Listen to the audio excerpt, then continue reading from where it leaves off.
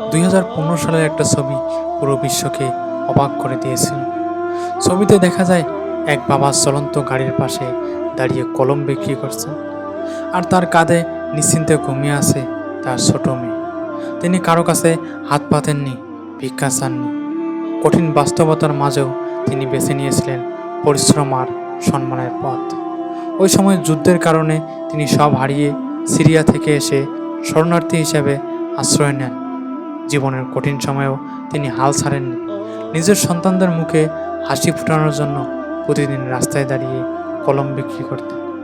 একদিন সেই ছবিটি সামাজিক মাধ্যমে ছড়িয়ে পড়ে। পৃথিবীর বিভিন্ন প্রান্তের মানুষ তার লড়াই দেখে এগিয়ে আসে। মানুষের সহায়তায় তিনি একটি রেস্তোরাঁ চালু করেন। তারপর শুধু তিনি নিজের জীবনেই নয়, পরে তিনি তার দোকানেই আরও অনেক মানুষের কর্মসংস্থানের সুযোগ তৈরি করেন। এই গল্প আমাদের একটি বড় শিক্ষা দেয়। জীবনে যত কঠিন সময় আসুক, সৎ পরিশ্রম, ধৈর্য কখনো ব্যথা যায় না। আজ আপনি যে লড়াই করছেন, সেটাই হয়তো আগামী দিনের সবচেয়ে সুন্দর সফলতার গল্প হয়ে উঠতে পারে।